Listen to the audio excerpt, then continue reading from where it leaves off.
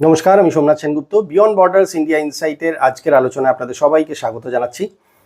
মোটামুটি আজকের দিনে সোশ্যাল মিডিয়ার বিভিন্ন প্ল্যাটফর্ম থেকে বিভিন্ন ধরনের কমেন্ট পেতে পেতে আমরা সবাই অভ্যস্ত হয়ে গেছি। তার মধ্যে একটা টিপিক্যাল কমেন্ট যেটা পাই সেটা হচ্ছে, ভারতবর্ষ হচ্ছে বাংলাদেশের 1 নম্বর শত্রু দেশ। এটা আমি আমার বিভিন্ন ভিডিওতে বহু জনের থেকে কিন্তু এই রিমার্কসটা আমি দেখেছি।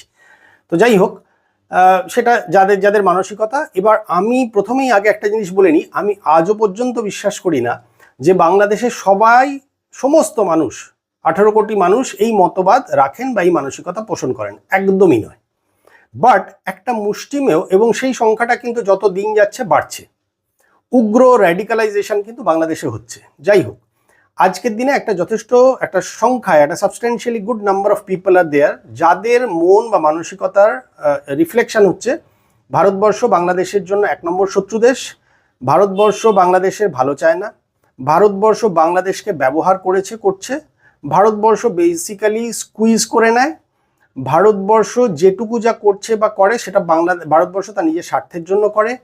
1971-এর যুদ্ধেও ভারতবর্ষ বাংলাদেশের হয়ে ফেভারে যে কাজ করেছিল, সেটা যুদ্ধ করেছিল, যেটাই বলি না কেন, সেটা ভারতবর্ষ তার নিজের স্বার্থের জন্য করেছিল। ভারতবর্ষের বেসিক্যালি কোনো কন্ট্রিবিউশন ছিল না। ওই জাস্ট 12 দিনের নাকি একটা যুদ্ধ হয়েছিল, সেই 12 দিনের যুদ্ধে তারা জয়েন করেছিল, পার্টিসিপেট করেছিল। সেটারও রিজন কি? সেটা নাকি বাংলাদেশ থেকে বিভিন্ন সম্পদ লুট করার জন্য। আপনাদের কারোর ডাউট হলে আমাকে বলবেন, আমি স্ক্রিনশট অ্যাড করে দেবো। যে এরকম কমেন্টও কিন্তু আমি আমার ভিডিওতে বাংলাদেশেরই দর্শকদের থেকে পেয়েছি। আমি এখনো জানি না যে বাংলাদেশের কাছে এমন কি আছে যেটা ভারতবর্ষের নেই, বা ভারতবর্ষের কি নেই যার জন্য সে বাংলাদেশকে ইউজ করে। যাই হোক, আজকের প্রসঙ্গ অন্য।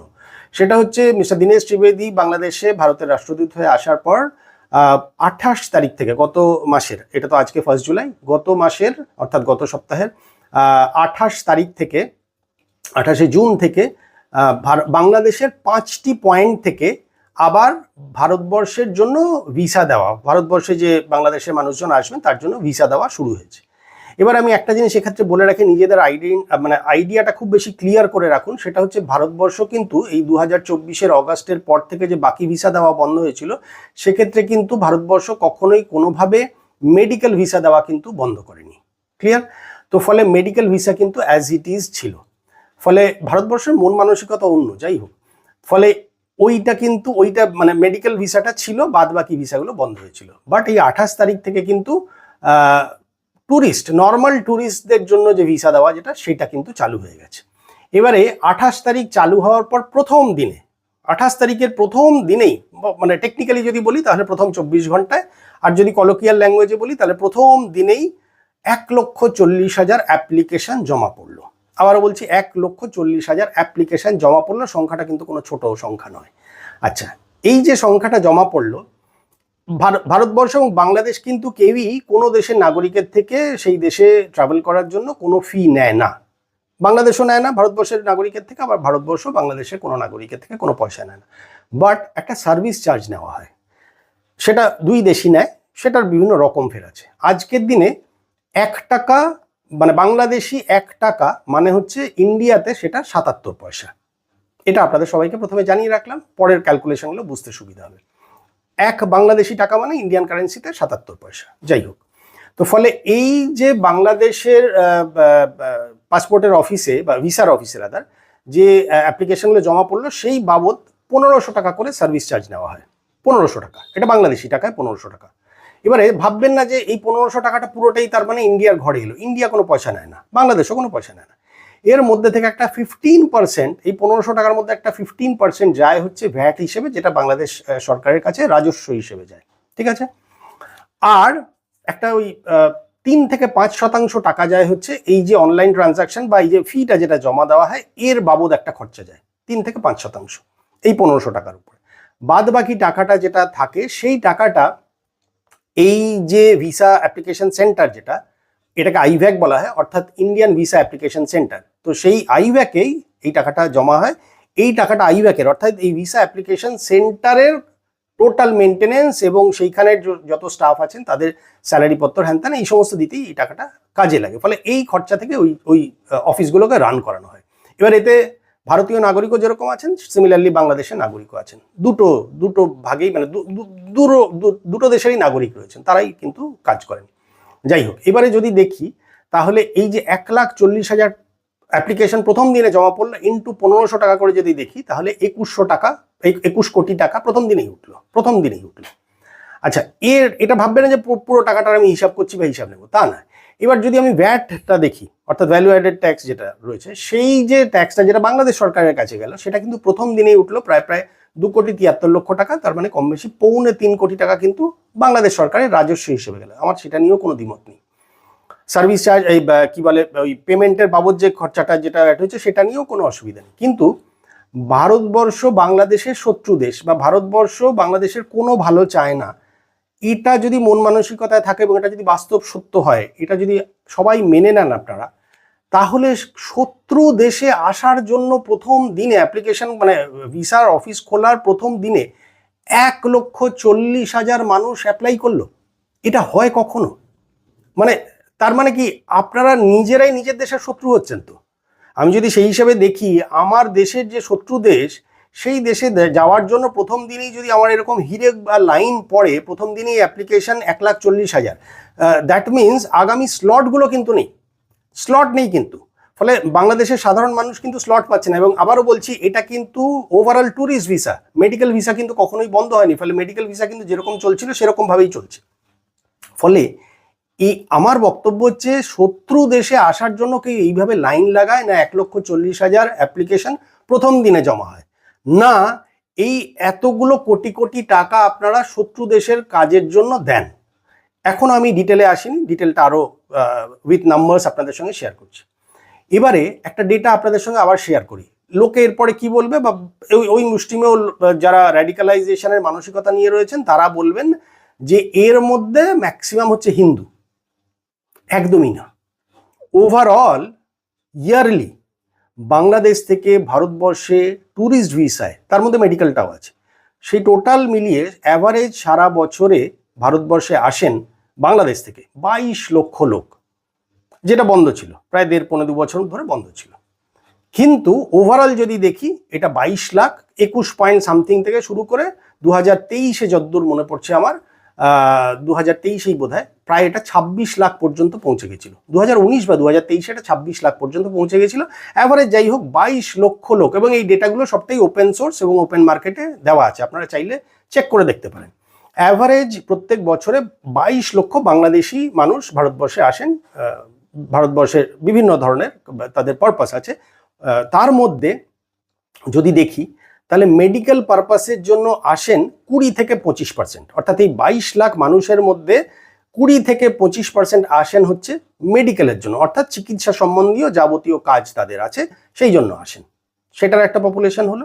আর বাদ বাকি রইল, তার মানে কত? 20 থেকে 25% যদি সরে যায়, তার মানে 75 থেকে 80 ভাগ, 75 থেকে 80 ভাগ ভারতবর্ষে আসেন ঘোরাঘুরির জন্য, লেজারের জন্য, অর্থাৎ আনন্দ ভ্রমণের জন্য, কেনাকাটির জন্য। তবুও ভারতবর্ষ নাকি শত্রু দেশ, তবুও ভারতবর্ষ সকাল থেকে রাত পর্যন্ত গালি খায়, তবুও ভারতবর্ষকে গালি না দিলে দেশটার চলে না। অথচ যে দেশকে গালি দিই, যে দেশকে খারাপ বলে মনে করছি, যে দেশ আমার শত্রু বলে আমার মনে পোষণ করে রেখেছি সব জনগণ মিলে, সেই দেশে আসার হিড়িক এইভাবে 22 লক্ষ লোক আমরা আসছি। খুব ভালো কথা, আসুন, তাতে কোনো অসুবিধা নেই। এবারে আসি মেডিকেল পার্টটায়। যেটা বললাম যে 20 থেকে 25% হচ্ছে মেডিকেল এর জন্য আসে, এবং সেই পপুলেশনটাও বলে দিচ্ছি আমি। এই 22 লাখ লোকের মধ্যে কম বেশি 4.5 থেকে 5.5 লক্ষ মেডিকেলের জন্য আসেন, অর্থাৎ চিকিৎসা সম্বন্ধীয় কাজের জন্য আসেন। 22 লাখের মধ্যে 4.5 থেকে 5.5, এই অ্যাভারেজ এই সংখ্যাটা, এইটা হচ্ছে চিকিৎসার বাবদ আসেন। এবং ভারতের মেডিকেল ট্যুরিজম ওভারঅল টোটাল বলছি, ভারতের টোটাল যা মেডিকেল ট্যুরিজম, তার মধ্যে 50 থেকে 60% হলো বাংলাদেশি নাগরিক। টোটাল ওভারঅল ভারতের যে ভারতের যে মেডিকেল ট্যুরিজম, তার মধ্যে 50 থেকে 60% হলো বাংলাদেশি নাগরিক। আর ভারত বিশ্বজুড়ে যতগুলো মেডিকেল ভিসা ইস্যু করে, আবারও বলছি, ভারতবর্ষ সারা বিশ্বজুড়ে যতগুলো যা মেডিকেল ভিসা ইস্যু করে, তার মধ্যে 70 থেকে 75% ইস্যু করা হয় শুধুমাত্র বাংলাদেশি ভাই বোনদের জন্য। এটা হলো বাস্তব ডেটা, এবং এই সব কটা ডেটা আপনারা চেক করে দেখতে পারেন, সব কটার ওপেন সোর্স রয়েছে। যাই হোক, ফলে এই অ্যাভারেজ 4.5 থেকে 5.5 লক্ষ লোক কিন্তু বাংলাদেশে আসেন। আমি এর মধ্যে ভিডিও অ্যাড করছি না, আপনারা যারা যারা চেক করে দেখেন বা রেগুলার ইউটিউব বা ফেসবুক বা বিভিন্ন এক্স হ্যান্ডেলে থাকেন, তারা দেখবেন প্রচুর এই ভিসা মানে 28 তারিখের পর থেকে প্রচুর ভিডিও বিভিন্ন সোশ্যাল মিডিয়াতে অ্যাভেলেবেল রয়েছে, যেখানে বাংলাদেশি ভাই বোনরা কিন্তু ওপেনলি বলছেন যে সস্তায় আমরা যে ট্রিটমেন্টটা পাই সেটা আর কোথাও পাবো না। এবার আপনি অপশান হিসেবে চায়না যেতে পারেন, চায়নার সঙ্গে এত ভাব ভালোবাসা চলছে ইদানিং, চায়নায় গিয়ে বোঝান, আপনাদের ভাষাতেই তো আটকে যাবে, ফলে গিয়ে বুঝিয়ে যদি চিকিৎসা পান গিয়ে দেখুন না একবার। পাকিস্তানকে আপনারা এত ভালোবাসেন, এত আপনাদের বড় ভাই বা বাবার মতন যে জায়গায় রাখেন, সেখানে গিয়ে দেখুন, অসুবিধা তো নেই, একবার চেক করে দেখুনই না। যাই হোক, ফলে যে দেশটা শত্রু সেই দেশটাই কিন্তু আবার লাইফলাইন হয়ে দেখা দিচ্ছে, এটা পরিসংখ্যান দিয়ে ক্লিয়ার। ফলে শত্রু দেশের জন্য যাওয়ার জন্য লাইন পড়ে যাচ্ছে, এবং তার মধ্যে 70 to 75%, 65 to 70% হচ্ছে গিয়ে কিন্তু মুসলিম, অর্থাৎ সেটাও আমি সংখ্যা দিয়ে আপনাদেরকে বলে দিচ্ছি। যাই হোক, এবারে ওভারঅল যদি দেখি, তাহলে এই চিকিৎসা বাবদ যদি দেখি, চিকিৎসা শাস্ত্র নিয়ে আলোচনা করছিলাম, যারা এই 4.5 থেকে 5.5 লক্ষ লোক চিকিৎসা পরিষেবা নিতে আসেন, সেই অ্যামাউন্টটা সারা বছরে ভারতবর্ষ বাংলাদেশি এই চিকিৎসা ব্যবস্থার সার্ভিস দিয়ে, অর্থাৎ বাংলাদেশি মানুষদের জন্য চিকিৎসা করে ভারতবর্ষ পার ইয়ার 12 থেকে 16,500 কোটি টাকা, 12 থেকে 16,500 কোটি টাকা আর্ন করে। এটা ইন্ডিয়ান রুপিতে বলছি। 12 থেকে 16,500 কোটি টাকা ভারতবর্ষ আর্ন করে শুধুমাত্র বাংলাদেশি জনগণের মেডিকেল ট্রিটমেন্ট থেকে। এবং এই ইন্ডাস্ট্রিটা আজকের দিনে 12.5 থেকে 12.4 to 13.2, 12.4 to 13.2 এই CAGR রেটে গ্রো করছে বাংলাদেশের ক্ষেত্রে। তার মানে প্রত্যেক বছর 12 থেকে 13% বা 12.5 থেকে 13%-এর একটু বেশি পর্যন্ত রেটে গ্রো করছে। এটা যথেষ্ট বড় একটা সাবস্ট্যান্সিয়ালি, যথেষ্ট একটা বড় রেশিওতে গ্রো করছে, খেয়াল রাখবেন কিন্তু এটা। আচ্ছা, এইবারে বলি ডেমোগ্রাফিক রিয়ালিটি। মানে অনেকের কাছে একটা প্রোপাগান্ডা আছে যে ভারতবর্ষ যেহেতু একটা হিন্দু সংখ্যাধিক্য রাষ্ট্র, কাজেই বাংলাদেশের হিন্দুরা ভিজিট করেন, সেই জন্যই সংখ্যাটা এটা দেখাচ্ছে। এইটা থেকে যদি বলি, তাহলে অ্যাভারেজ প্রত্যেক বছরে 21.2 থেকে 25.8 লাখ বাংলাদেশি এটা ভারতে যান, যেটার আমি অ্যাভারেজ ধরলাম 22 লাখ, এবং যার মধ্যে থেকে 65 থেকে 70%, আবারও বলছি 65 থেকে 70% হচ্ছে মুসলিম। অর্থাৎ বিভিন্ন বছরে যে বিভিন্ন কম বেশি যে বাংলাদেশি ভাই বোনেরা ভারতবর্ষে এসছেন, যার অ্যাভারেজ দাঁড়িয়েছে 22 লক্ষ, সেই 22 লাখের 65 থেকে 70% হচ্ছে মুসলিম সম্প্রদায়ের লোক আসেন। তার মানে অ্যাভারেজ কম বেশি 14.5 থেকে 15.5 লাখ, তার মানে 22 লাখের 14.5 থেকে 15.5 লাখ মুসলিম ভাই বোনেরা কিন্তু ভারতবর্ষে ভ্রমণ করেন। অথচ ভারতবর্ষই নাকি খারাপ, ভারতবর্ষই গাল খায়। চিন্তা করে দেখুন তো। ফলে এইটা হলো অ্যাকচুয়াল ডেটা, অথচ বলার সময় তখন বলা হয় কি না হিন্দুরা আসেন, যেহেতু ভারতবর্ষ হিন্দুদের দেশ, কাজেই বাংলাদেশের যে সমস্ত আজকের দিনে বোধহয় কিছু 1 কোটির মতন হয়তো মুসলিম বা হিন্দু ভাই বোনেরা যদি থেকে থাকেন, তাদের মধ্যে থেকে যেহেতু আসেন সেই জন্য। কিন্তু এবারে যদি দেখি, এই হিন্দুরা যদি ডিক্লেয়ার্ড আপনাদের জন্য শত্রু হয় এবং শত্রু দেশ হয় ভারতবর্ষ, তবে এই যে অ্যাভারেজ ধরুন 15 লাখ মুসলিম যারা প্রত্যেক বছরে ভারতবর্ষে আসছেন, তার মানে এই মুসলিম ভাই বোনেদের কি আপনারা শত্রু হিসেবে দেখছেন বা আইডেন্টিফাই করলেন? তাহলে যদি করেন, তাহলে তাদের জন্য কি আপনাদের রেমিডি আছে সেটাও ভাবুন একবার। ফলে আজকের দিনে যে ধর্মীয় কার্ড অনেক ভাই বোনেরা খেলেন, এটা সম্পূর্ণভাবে ভুল। ডেটা দিয়ে আমি বলে দিলাম। যাই হোক, এবারে আসি, এই যে ধরুন অ্যাভারেজ এই যে 22 লক্ষ মানুষ ট্যুরিস্ট, আমি ট্যুরিস্ট হিসেবেই বলছি, বাংলাদেশি ভাই বোনেরা যারা ভারতবর্ষে এলেন, এরা অ্যাভারেজ দেখা গেছে 14 দিন করে ভারতবর্ষে থাকেন। অর্থাৎ কারোর ক্ষেত্রে 10-12 দিন, কারোর ক্ষেত্রে 1 মাস, কারণ চিকিৎসা সেবা নিতে যারা আসেন তাদের জন্য তো এটা লং পিরিয়ড অফ টাইম, হয়তো 2-3 সপ্তাহ 1 মাসও লাগতে পারে। আমাদের ভারতবর্ষেরই অনেকগুলো হসপিটাল, স্পেশালি কলকাতার বা পশ্চিমবাংলার অনেক হসপিটাল বাংলাদেশি কি বলে পেশেন্টদের জন্য টিকে আছে বলা যায়। তাদের একটা বড় টাকা কিন্তু সেইখান থেকেই আসে। ফলে অ্যাভারেজ দেখা গেছে যে একজন বাংলাদেশি মানুষ যদি ভারতবর্ষে আসেন, তাহলে অ্যাভারেজ তিনি 14 দিন করে ভারতবর্ষে থাকেন। এবার 14 দিন যদি ভারতে থাকেন, তার মানে ভারতবর্ষের মিনিস্ট্রি অফ ট্যুরিজম থেকে একটা ডেটা দেওয়া হয়েছে, যে ডেটাতে বলা হয়েছে তারা অ্যাভারেজ পার ডে 2,000 থেকে 3,500 টাকা খরচা করেন, থাকা খাওয়া সব মিলিয়ে 2,000 টাকা থেকে 3,500 টাকা। আমি 2,000 টাকার হিসাবে যদি ধরি, তাহলে দেখবেন এই 2,000 টাকা মাল্টিপ্লাইড বাই 14 দিন মাল্টিপ্লাইড বাই এই 22 লক্ষ অ্যাভারেজ যে ট্যুরিস্ট যারা আসেন, যদি এটাকে যোগ করেন, তাহলে এই টাকাটা দাঁড়ায় 6,100 বোধহয় 60-62 টাকা মতন, অর্থাৎ 6,100 কোটি টাকার বেশি।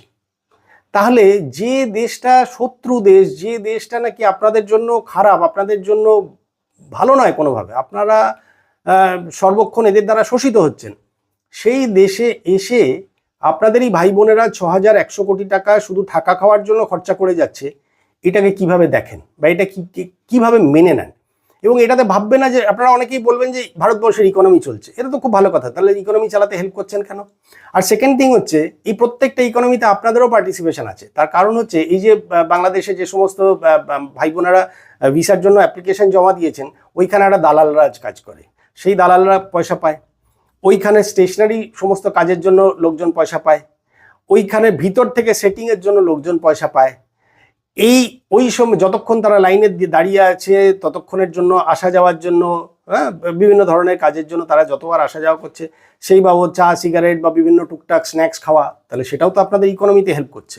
আবার এই যে ধরুন আসা যাওয়া চলছে, তাহলে বিমান এয়ারলাইন্স বা আপনাদের এয়ারপোর্টে পয়সা যাচ্ছে, এটাও তো বাংলাদেশের ইকোনমিতে আসছে। তার বাবদ অন্যান্য অফিসিয়াল যে সমস্ত খরচাগুলো হচ্ছে, তাতে বাংলাদেশের ইকোনমিতে হেল্প হচ্ছে। আবার এই এয়ারপোর্টে থাকাকালীন যারা যে সমস্ত মানুষেরা খাওয়া দাওয়া করছেন বা টুকিটাকি কেনাকাটি করছেন, তাদের জন্যও তো সাহায্য হচ্ছে।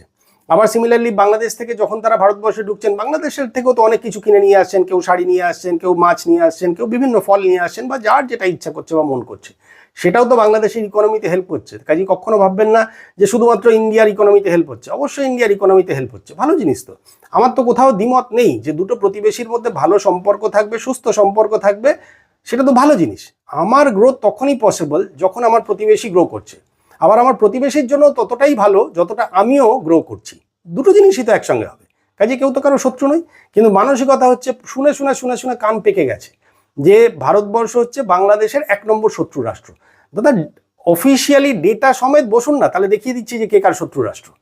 যাই হোক, এবারে এই একটা হিসাব আপনাদের দিলাম। এবার একটা জিনিস দেখাই যে প্রোপাগান্ডা কিরকম, যে শত্রু রাষ্ট্র তো। এবার আমি সোর্সটাকেও আপনাদের বলে দিচ্ছি, global data outbound market profiles, এই একটা সোর্স। সেকেন্ড সোর্স হচ্ছে ministry of civil aviation and tourism Bangladesh, আবারও বলছি ministry of civil aviation and tourism Bangladesh, আবার similarly ministry of civil aviation and tourism India. এই তিনটে জায়গারই ডেটা তোলা হয়েছে। কাজে প্রত্যেক কটা ডেটা অথেন্টিক। আমি যে ডেটা দিচ্ছি, যে নাম্বার দিচ্ছি, এক্স্যাক্ট সেই নাম্বারটা আপনারা গুগল করলেও পেয়ে যাবেন। ফলে বাংলাদেশের মানুষের মনে আউটবাউন্ড, অর্থাৎ বাংলাদেশের বাইরে নাম্বার 1 ট্যুরিস্ট ডেস্টিনেশন হচ্ছে ইন্ডিয়া। অর্থাৎ বাংলাদেশের মানুষজন বা বাংলাদেশের ভাই বোনেরা যখনই বাংলাদেশের বাইরে কোনো একটি দেশকে গন্তব্য স্থান হিসেবে নির্ণয় করেন, সেক্ষেত্রে ইন্ডিয়া নাম্বার 1 প্রেফারেন্স পায়। সেই পার্সেন্টেজটাও জানেন, সেই পার্সেন্টেজটা হচ্ছে 40 থেকে 55%। অর্থাৎ 100 জন লোক যদি বাইরের ডেস্টিনেশনে যাওয়ার কথা ভাবে, তার মধ্যে 40 থেকে 55% লোক, অর্থাৎ এই প্রতি 100 জনে 40 থেকে 55 জন লোক ভারতবর্ষে যাওয়ার কথাই ভাবে বা বিবেচনা করে, এবং তাদের মধ্যে প্রায়োরিটি নাম্বার 1 দেশ, অর্থাৎ 1 নম্বরের যে দেশ, যাদের প্রথমেই যে দেশটার নাম মাথায় আসে বা যে দেশটাকে ডিসাইড করি, সেই দেশটার নাম হচ্ছে ভারতবর্ষ। ট্যুরিস্ট ডেস্টিনেশন, এটা কিন্তু ট্যুরিস্ট হিসাবে বলছি, মেডিকেলের জন্য বলছি না। এক্সক্লুসিভলি ট্যুরিজমের জন্য নাম্বার 1 ডেস্টিনেশন যদি কেউ বলি, তাহলে 40 থেকে 55% মানুষ, বাংলাদেশের ভাই বোন 100 জনের মধ্যে, তারা মনে করেন যে ইন্ডিয়া হচ্ছে নাম্বার 1 দেশ। এর পরের দেশটা হচ্ছে সৌদি আরব। সেই দেশটার পার্সেন্টেজ হচ্ছে 10%, অর্থাৎ প্রতি 100 জনে 10% লোক মনে করেন বা 10 জন লোক মনে করেন যে আমি সৌদি আরব যাব। থার্ড দেশটার নাম হচ্ছে মালয়েশিয়া, ফোর্থ হচ্ছে থাইল্যান্ড। এবং মালয়েশিয়া আর থাইল্যান্ডের রেশিও হচ্ছে অনলি 4%, অর্থাৎ প্রতি 100 জনের মধ্যে 4 জন বাংলাদেশি মানুষ ট্যুরিস্ট ডেস্টিনেশন হিসেবে মালয়েশিয়া এবং থাইল্যান্ডকে ডিসাইড করেন। আর সিঙ্গাপুর হচ্ছে 3%, অর্থাৎ প্রতি 100 জনের মধ্যে 3 জন বাংলাদেশি ভাই বোন ট্যুরিস্ট ডেস্টিনেশন হিসেবে সিঙ্গাপুরকে পছন্দ করেন, তাদের প্রথম পছন্দের মধ্যে। অর্থাৎ বাংলাদেশের মানুষজনের মধ্যে, আপনারা বাইরে সোশ্যাল মিডিয়াতে বিভিন্ন প্ল্যাটফর্মে গালি দিন, কিন্তু ভিতরে ভিতরে বাংলাদেশের মানুষের মনে ট্যুরিস্ট ডেস্টিনেশন হিসেবেও নাম্বার 1 স্পট হচ্ছে ইন্ডিয়া। আর ঠিক এই একই জিনিসটা যদি আমি ইন্ডিয়ার ক্ষেত্রে দেখি, তাহলে বাংলাদেশ আসে 13%, 13 নম্বর স্থানে। বাংলাদেশ নাম্বার 1-এ নয়, বাংলাদেশের স্থান হচ্ছে 13 নম্বরে। এবং তার মধ্যে মোর দ্যান 60% হচ্ছে ওই বাংলাদেশের যে গার্মেন্টস ইন্ডাস্ট্রি, সেই গার্মেন্টস ইন্ডাস্ট্রির সঙ্গে জড়িত আইদার চাকরি করছেন বা ব্যবসার কাজে এক্সপার্টাইজ দিচ্ছেন বা ব্যবসার জন্য কোনো কাজে যাচ্ছেন যেটা বাংলাদেশের এই গার্মেন্টস রিলেটেড, তার মধ্যে সেটাতেই হচ্ছে 60%-এর বেশি। সারা বছরে বাংলাদেশ থেকে ভারতবর্ষে যেরকম 22 লক্ষ লোক আসেন, ঠিক একইভাবে ওই ডেটাটা যদি ভারতবর্ষের জন্য মাপি তাহলে সেই সংখ্যাটা দাঁড়াচ্ছে ভারতবর্ষের জন্য অ্যাভারেজ 5.5 লক্ষ লোক সারা বছরে বাংলাদেশ যান। তার মধ্যে মোর দ্যান 60% হচ্ছেন ওই গার্মেন্টস রিলেটেড কাজের জন্য, আর 35% হচ্ছে বেশ কিছু বর্ডার অঞ্চলের, স্পেশালি ত্রিপুরা, আসাম এবং পশ্চিমবঙ্গের মানুষ, যাদের আইদার দেশের বাড়ি হচ্ছে বাংলাদেশ বা এখনো আত্মীয় পরিজন আছেন, বা অনেকের ক্ষেত্রে থাকে যে বাংলাদেশে আমার পৈতৃক যে ভিটে মাটি ছিল সেইটা একবার দেখে আসবো। এটা প্রত্যেক বছরে বহু মানুষ ডিসাইড করেন। তো যার ফলে সেই অনুযায়ী যদি দেখা যায় তাহলে সেই সংখ্যাটা হচ্ছে 35%। তার মানে প্রতি 100 জনে 35 জন হচ্ছে, 60 জনের বেশি হচ্ছে ওই গার্মেন্টস ইন্ডাস্ট্রির সঙ্গে জড়িত, 35%-এর মতন অ্যাপ্রক্সিমেটলি সেটা হচ্ছে এই লেজার ট্রিপ, অর্থাৎ বাংলাদেশ দেখবো, বাংলাদেশ ঘুরতে যাব। তার মধ্যে মেনলি আসাম, ত্রিপুরা এবং পশ্চিমবঙ্গের মানুষ যান হচ্ছে, যেহেতু তাদের আত্মীয় পরিজনরা অনেকে থাকেন সেই হিসাবে। আর পূর্বজদের দেশ মাটি মানে দেশের ভিটে মাটি যেটা আছে সেইটা দেখবো, কার কোন গ্রাম ছিল, কোথায় ছিল সেইটা দেখবো, এই পারপাসটা নিয়ে যান 35%। আর 5% হচ্ছে মিসলেনিয়াস, তার মধ্যে এই আপনাদের এডুকেশনের পার্টটাও রয়েছে। সো মিসলেনিয়াসের মধ্যে 5%। এইটা আমি আপনাদেরকে ব্রেকআপ দিয়ে দিলাম যে বাংলাদেশের ক্ষেত্রে মোস্ট প্রেফার্ড ডেস্টিনেশন হচ্ছে ইন্ডিয়া, আর ভারতবর্ষের মানুষের মধ্যে বাংলাদেশ আছে সেটা 13 নম্বর স্থানে, এবং তারও ব্রেকআপ আমি আপনাদেরকে দিয়ে দিলাম। ফলে এই তার সঙ্গে আপনাদেরকে সোর্সটাও দিয়ে দিলাম। এবারে আসি একদম শেষ ফাইনালেতে। সারা বছরে অ্যাভারেজ এই যে 22 লক্ষ লোক আসেন, এখান থেকে ভারতবর্ষ টোটাল অ্যাভারেজ 22,000 কোটি থেকে 28,000 কোটি টাকা কামান, ভারতবর্ষ কামায়। অর্থাৎ এই যে অ্যাভারেজ 22 লক্ষ লোক প্রতি বছর যে ভারতবর্ষে আসছেন, তাদের চিকিৎসা হোক, খাওয়া দাওয়া হোক, কেনাকাটা হোক, সমস্ত মিলিয়ে যে খরচাটা হয় যেটা ভারতবর্ষের ইকোনমিতে ঢোকে, সেই অ্যামাউন্টটা হচ্ছে 22,000 কোটি টাকার থেকে 28,000 কোটি টাকা। যথেষ্ট বড় অ্যামাউন্ট, এটা একটা ভালো অ্যামাউন্ট। আর এইটার খুব সংক্ষেপে ব্রেকআপ দিচ্ছি। এই 22,000 কোটির থেকে 28,000 কোটির মধ্যে 12 থেকে 15,500 কোটি টাকা, 12 থেকে 15,400 কোটি টাকা এইটা চিকিৎসা বাবদ আসে। আর কেনাকাটা এবং খুচরো ব্যবসা, অর্থাৎ এই যে বাংলাদেশের ভাই বোনেরা যারা পশ্চিমবাংলায় বা ভারতবর্ষে এলেন, তারা যেই যে ঈদ বা দুর্গাপুজোর জন্য যে কেনাকাটি করলেন, শাড়ি গয়না কিনলেন, বহু বাংলাদেশি ব্যবসাদার পাইকারি আমাদের ভারতবর্ষ থেকে কিনে নিয়ে যান, সেই অ্যামাউন্টটা হচ্ছে 6,600 থেকে 8,400 কোটি টাকা। অর্থাৎ এই কেনাকাটা বাবদ 6,600 থেকে 8,400 কোটি টাকা। হোটেল বা এই যে বিভিন্ন ধরনের ফ্ল্যাটে আপনারা থাকেন, যে হয়তো চিকিৎসার জন্য ঠিক ওই হসপিটাল বা নার্সিংহোমে ঠিক ধারে কাছে কোনো একটা ফ্ল্যাটে আমি হয়তো আগামী 1 মাসের জন্য বা 2 মাসের জন্য বা 3 মাসের জন্য ভাড়া থাকবো। সো ফলে হোটেলে যে থাকাটা বেসিক্যালি থাকা, তার সঙ্গে অল্প স্বল্প খাওয়া দাওয়া, বা কোনো একটা ওই হসপিটাল নার্সিংহোমের ধারে যে আমি একটা ফ্ল্যাট বা একটা বাড়ি বা একটা ঘর নিয়ে যে থাকলাম বেসিক্যালি, সেই বাবদ যে খরচাটা ভারতবর্ষ পায় বা বাংলাদেশি মানুষজন যে খরচা করেন সেটা হচ্ছে 2200 থেকে 2800 কোটি টাকা। এছাড়া ট্রান্সপোর্টেশন, অর্থাৎ এই টোটাল যে যাতায়াত, এর মধ্যে ধরুন ফ্লাইটের যাতায়াত রয়েছে, ট্রেনের যাতায়াত রয়েছে, ভারতবর্ষের মধ্যে অটো বা টোটো বা ট্যাক্সি যাই হোক না কেন, সেই যে যাতায়াতটা সেটা 1100 থেকে 1400 কোটি টাকা, এই টাকাটা খরচা করেন। এবং ভারতবর্ষের টোটাল যে আন্তর্জাতিক অর্থাৎ ইন্টারন্যাশনাল যে আয়টা, তার মধ্যে বাংলাদেশের কন্ট্রিবিউশন, অর্থাৎ এই বাংলাদেশের মানুষদের কন্ট্রিবিউশন 10 থেকে 12%। খুব ভালো জিনিস, এতে খারাপ কিছু নেই। ফলে ওভারঅল এই শত্রু দেশটাতে আপনারা সারা বছরে এসে কম বেশি 22 থেকে 28,000 কোটি টাকা দিয়ে যাচ্ছেন। এটা হলো আপনাদের বাইরে শত্রুতা প্রকাশ করেন, আর ভিতরের আপনাদের সঙ্গে ডেটা ভিত্তিক আলোচনা শেয়ার করলাম। যার ফলে 28 তারিখে এই সেন্টার খোলার পরে আপনারা কিভাবে কি রেশিওতে দেখুন, প্রথম দিনেই জমা পড়লো কি না, প্রথম দিনেই জমা পড়লো হচ্ছে 1,40,000 অ্যাপ্লিকেশন। দ্যাট টু এই মুহূর্তে জাস্ট 5টা সেন্টার খোলা হয়েছে। একটা ঢাকায়, যেটা যমুনা ফিউচার পার্কে খোলা হয়েছে। ঢাকা ছাড়া আছে রাজশাহী, চট্টগ্রাম, সিলেট আর খুলনা। ঢাকা, রাজশাহী, চট্টগ্রাম, সিলেট আর খুলনা, এই 5টা পয়েন্টে আপাতত খোলা হয়েছে। এটা শুধু 5টা পয়েন্টে খোলার মধ্যেই 1,40,000।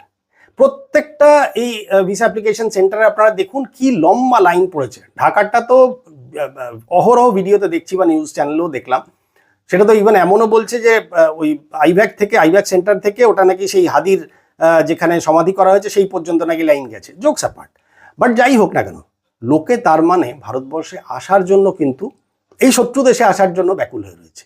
রিজন আপনারা বুঝে নিন। আমি আপনাদের সামনে একদম ডেটা নিয়ে, ইনফরমেশন নিয়ে, পয়সা কড়ি নিয়ে সবভাবে আপনাদের সামনে প্রেজেন্ট করলাম।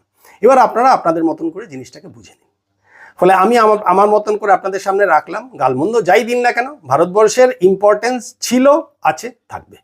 ভারতবর্ষকে ডিনাই করে বাংলাদেশ, আপনারা বুঝে নেবেন যে আপনাদের এক্সিস্টেন্স কতটুকু। আমি কোনো খারাপ কথা বলবো না। আমার আপনাদের প্রতি ভালোবাসা, সম্মান ছিল, আছে, থাকবে। বাংলাদেশ কখনোই ভারতবর্ষের মন বা বাংলাদেশ কখনোই ভারতবর্ষের হৃদয় থেকে আলাদা নয়। আমি অন্তত নিজ মুখে বলি, এটা এই মানসিকতা রাখি। বাট হ্যাঁ, কিছু কিছু মানুষ বিলো দ্য বেল্ট যখন হিট করেন, মানে আমার দেশের ক্ষেত্রে, আপনি আমাকে গালমন্দ করলে আমার কিছু যায় আসে না। আমার দেশের সম্বন্ধে বিলো দ্য বেল্ট বা একটা ডেকোরাম মেনটেন করে কথা বলা উচিত, বা একটা মিনিমাম স্ট্যান্ডার্ড থাকা উচিত। তার নিচে যদি চলে যায় তাহলে আমার রিপ্লাইটাও সেই ব্যক্তিটার জন্য ঠিক সেরকমভাবেই হয়। কিন্তু তবু আমি বলছি, বাংলাদেশের সমস্ত মানুষের প্রতি আমার অগাধ ভালোবাসা, শ্রদ্ধা, সম্মান অটুট রয়েছে, আছে, এখনো, ভবিষ্যতেও থাকবে। কিন্তু ডেটা আপনাদের সামনে রাখলাম, এটা রিয়েলাইজ করা, ফিল করা, সেটা আপনাদের ব্যাপার। ফলে আপনারা আপনাদের মতন করে আপনাদের মতামত কমেন্ট বক্সে জানাবেন। আশা করি আপনারা এনজয় করলেন। সবাই খুব ভালো থাকবেন। আজকের আলোচনাটা এখানেই শেষ করলাম। নেক্সট ভিডিওতে আবার দেখা হবে। নমস্কার।